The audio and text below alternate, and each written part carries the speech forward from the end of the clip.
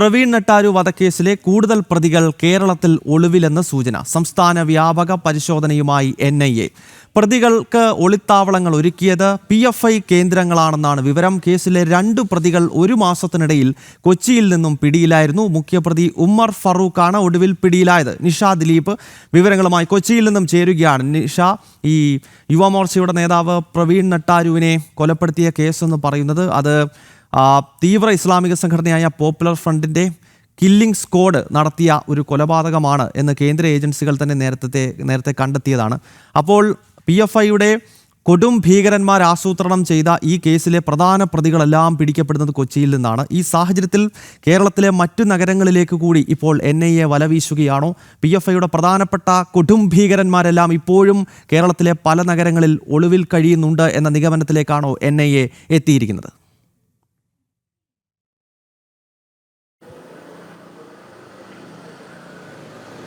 ഗൗതം, തീർച്ചയായും അങ്ങനെ തന്നെയാണ്. ഈ പ്രവീൺ നെട്ടാരു വധക്കേസിൽ പ്രധാന പ്രതികൾ ഒളിവിൽ കഴിഞ്ഞിരുന്നത് കൊച്ചിയിലാണ് എന്നാണ് NIA വ്യക്തമാക്കുന്നത്. എന്തായാലും കൊച്ചിയിൽ നിന്നും കഴിഞ്ഞ മാസം 2 പ്രതികൾ പിടിയിലായിരുന്നു. കൊച്ചിയിലെ പള്ളുരുത്തിയിൽ ഹോട്ടൽ ജീവനക്കാരെന്ന വ്യാജേന കഴിഞ്ഞ ആളുകളെയാണ് കഴിഞ്ഞ ദിവസം പിടിയിലായത്. എന്തായാലും ഇതിൽ പ്രധാനപ്പെട്ട കേസിലെ 2 പ്രതികൾ 1 മാസത്തിനിടെയാണ് കൊച്ചിയിൽ നിന്ന് പിടിയിലായത്. മുഖ്യപ്രതി ഉമർ ഫാറൂഖാണ് കഴിഞ്ഞ മാസം അവസാനം പിടിയിലായത്. എന്തായാലും കൊച്ചിയിൽ ഇവർക്ക് ഒളിത്താവളങ്ങൾ ഒരുക്കിയവരിലേക്കടക്കം അന്വേഷണം നീളുകയാണ്. PFI ഭീകരർ തന്നെയാണ് ഇവർക്ക് ഈ ഒളിത്താവളങ്ങൾ ഒരുക്കിയത് എന്ന സംശയത്തിൻ്റെ അടിസ്ഥാനത്തിൽ തന്നെയാണ് NIA അന്വേഷണവുമായി മുന്നോട്ട് പോകുന്നത്.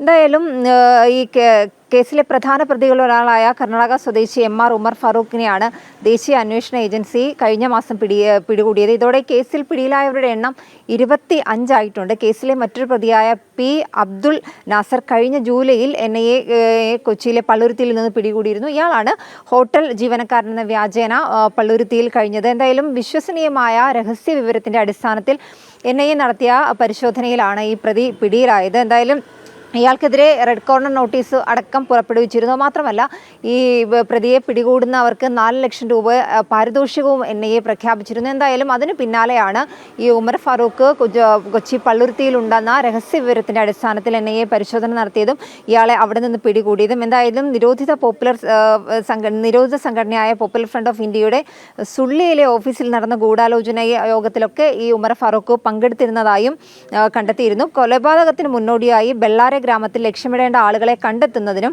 ഒപ്പം തന്നെ നിരീക്ഷണം നടത്തുന്നതിനുമൊക്കെയായി സഹപ്രതിക്ക് തൻ്റെ വാഹനമടക്കം നൽകിയത് ഉമർ ഫാറൂഖാണ് എന്നും NIA കണ്ടെത്തിയിട്ടുണ്ട്. കൂടാതെ കേസിലെ സാക്ഷിയെ വധിക്കാൻ ശ്രമിച്ച സംഭവത്തിലും ഇയാൾക്ക് പങ്കുണ്ട്.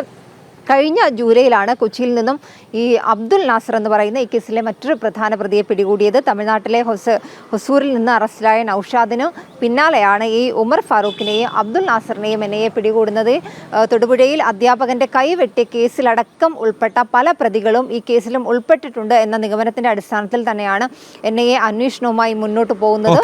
ഈ അതായത് വിശ്വസനീയമായ രഹസ്യ വിവരങ്ങളുടെ അടിസ്ഥാനത്തിലാണ് NIA ഇപ്പോൾ ഈ കേസ് അന്വേഷണവുമായി പരിശോധന. നെട്ടാരു വധക്കേസിലെ പ്രധാനപ്പെട്ട പ്രതികൾ കേരളത്തിൽ നിന്നും പിടിയിലാകുന്നു, കൊച്ചിയിൽ നിന്നും പിടിയിലാകുന്നു. ഈ സാഹചര്യത്തിൽ കൂടുതൽ പ്രതികൾക്കായി വലവീശുകയാണ് കേന്ദ്ര ഏജൻസിയായിട്ടുള്ള ദേശീയ അന്വേഷണ ഏജൻസി. നിഷ ദിലീപ് വിശദാംശങ്ങൾ നൽകുകയായിരുന്നു.